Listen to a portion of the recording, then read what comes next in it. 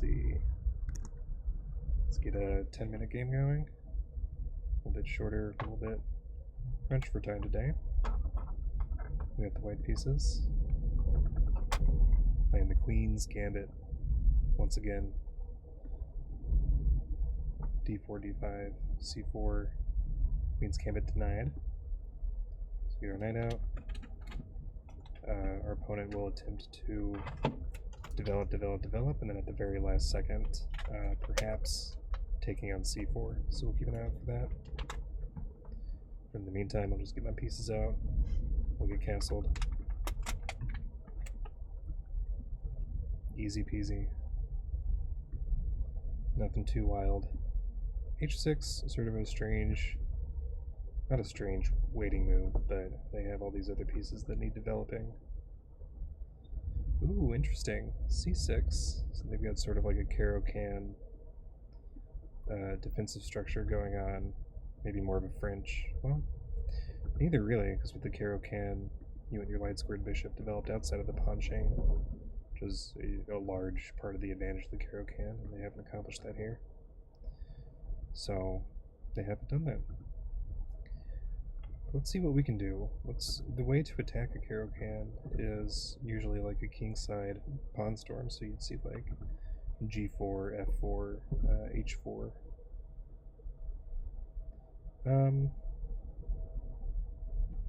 Let's force this issue over here. a3, force their bishop to take or move back. We'll recapture. Their knight comes in, hitting our unprotected c3 pawn. I like bishop to b2 here.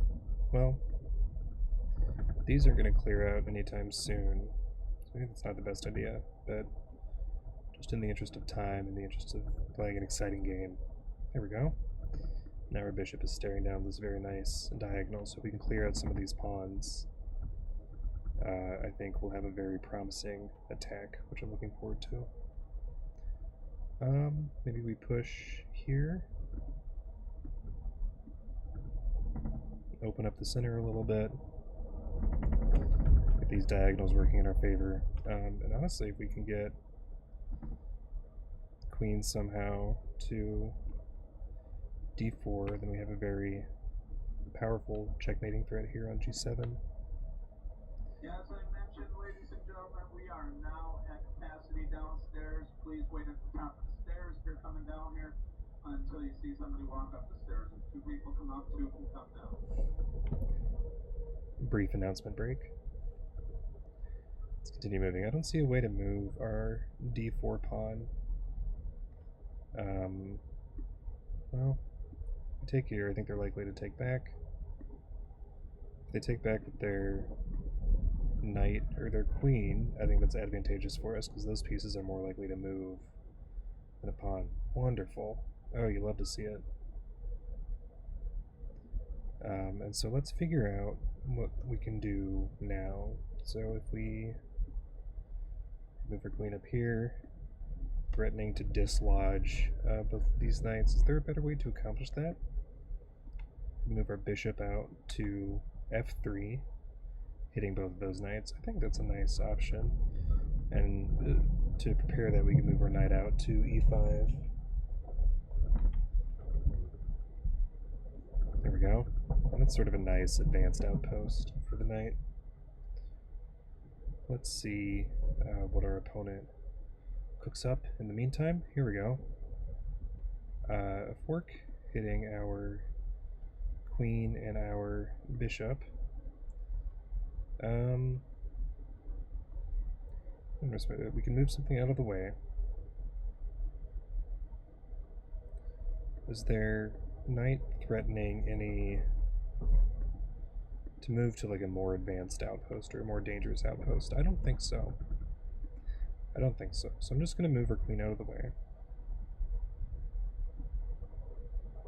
Because I do like where this dark square bishop is situated. I want to hang on to that for the time being. Alright, we'll take back. Our queen and our rook are on So they're sort of potentially dangerous squares, so we should be aware of this. Bishop to a6 if they move their b-file pawn. But just something to keep an eye out for while we continue to develop our pieces. Maybe, let's see.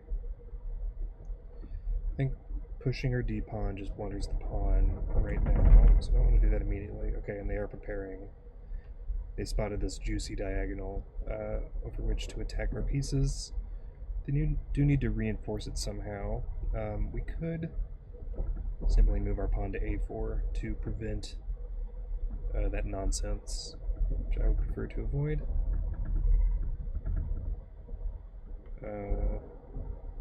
Let's see. They're preparing b5 that we can take here, take there, and then we can take their rook on a8.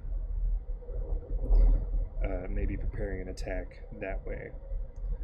So fine to let that sit. In the meantime, well, I guess an alternative is we could just take their bishop. Just take their bishop and defuse this threat altogether. Yeah, well, yeah, let's do that. Sorry about your plans. We're just going to defuse that threat. So what do we do in the meantime? I think we can prepare for this diagonal attack by moving our queen out a little bit. Move our queen out to d3 first to get it in a position where it can move to the head of the battery, also threatening their knight. There we go. We can't capture here because their queen will capture our queen. That's no good. I think we move, well, yeah, we can move back here. Their knight doesn't seem to be doing anything dangerous.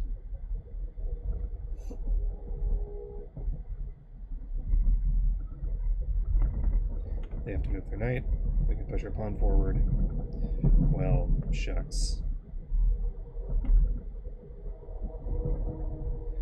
So we're sort of at an impasse, which I don't love. Maybe we can kick their knight out this way. We want to be careful of any potential forks. A knight is a very dangerous piece, and I think it's a little bit more challenging to find forks on knights. So what if we develop a rook in preparation for this pawn push? Oh. They develop their own rook, hitting our queen. And they played this, I know I sort of poo-pooed this move earlier, but they played this nice h6 move. We haven't done a similar move. We're playing h3, so we are in danger of back rank checkmates, so we should stay wary about those. We just move our queen out of the way to back to d3. This feels like a safe enough spot.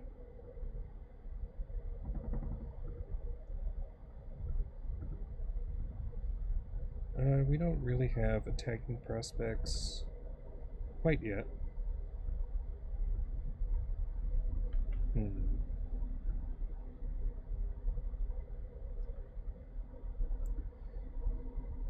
Let's get our rook out.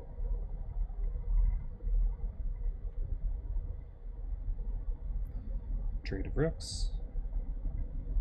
Seems good to me. I think I would like to play h3 just to diffuse any back rank mate ideas. This become a forkable square for our opponent to target. Should be wary of that. If they move their knight out of the way, we do have e4. Well, that doesn't count. F3 is sort of tempting now that we've got a lot of pieces off of the board. Is there anywhere that they would go that would be a problem for us? I don't think so. Yeah, I'm not going to finish that since we're running sort of low on time already.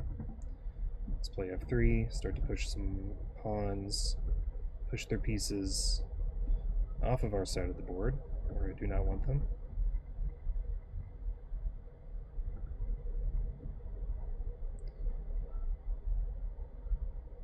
we go. We're making some progress.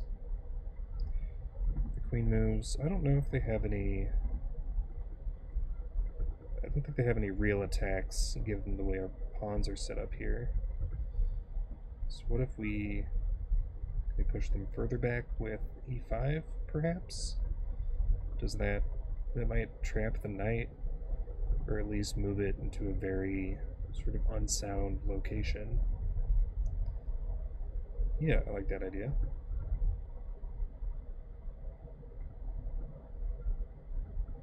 Okay, well that didn't work out exactly how I had hoped, but we'll figure something out. Let's see.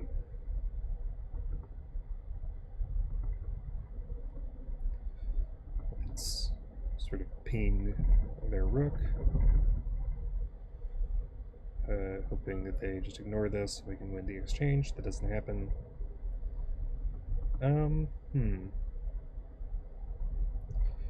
Maybe we just go after some pawns. I'm sort of out of ideas. I don't have any real threats here. We've only got 2 minutes left on the clock. Let's see, so if they move their queen over and then down, that's checkmate. We'll keep an eye out for that. I think we have pawn moves that we can execute if they do want to follow up with that threat. That's a fork. Oh, it's a fork that I pointed out earlier. Oh, you hate to see it. Alright. Move our king out of the way. We're down in exchange. It's alright. Figure this out.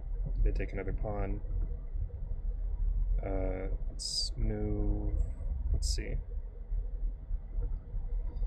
So now there's a little bit more urgency in attacking correctly. And we only have a minute and a half to figure this out.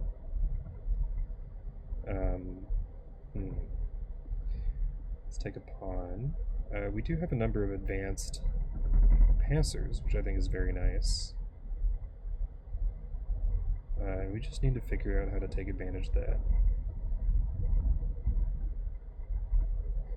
Maybe we move over here, both defending our bishop and attacking our rook. I think that may have been a blunder from our opponent. Let's see what they're trying to accomplish, and they give up the rook with check. Our opponent resigns. Yeah, I think that was a blunder. I think they may have meant to take our bishop, but I don't know what that would have accomplished either. Let's take a look at the review and see if there was anything sort of glaring that I missed.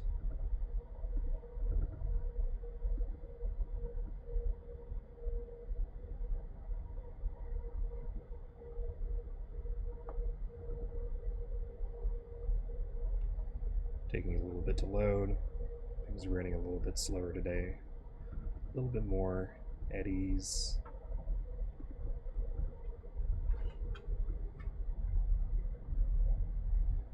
Let's see, I think the queens-gambit denied, which we saw in the opening, is wearing a bunch of as to black. I think gambit is very challenging. They're very learned being able to play it. Let's take a look at our review. So I think the queens-gambit denied is a strong approach. Game, according to the document, my computer's sort of struggling with running the streaming software and chess.com at the same time, so I'm just going to skip to the mistakes and see what we could have done better. This is a 3-move follow-up, so takes, a4 I think is why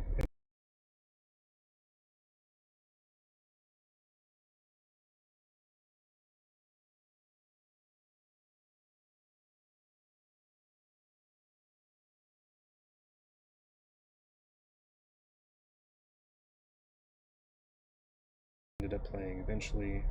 Oh, it's fine.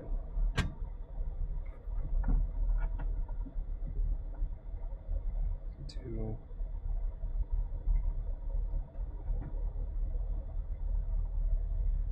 maybe we're down a pawn in this exchange. It's not the end of the world.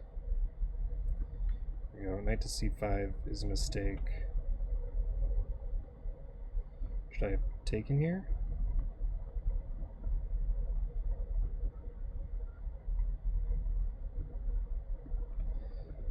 Knight to c5. Queen to c2 was the correct follow-up. I see, because the knight is fully trapped. So it's a bad position for the knight in this setup. I think that's challenging to look out for, is whether or not a knight has any good squares to move to, but maybe with practice that's something that can be developed. Moving down, see if there's anything else super clear in this post-game analysis. Queen takes b7 was a mistake, I think. Yeah, because I missed that fork, which was a critical juncture. That's where the game starts to swing to black's favor. And then, of course, the telling blunder the game, queen to d1 rather than, gosh, I don't know what else. Queen takes c1 doesn't make a lot of sense. I wouldn't trade a queen for a bishop. But yeah, blundering the rook was certainly the best move, and I think decided the fate of the game. Okay, I think that's all for today. See you next time.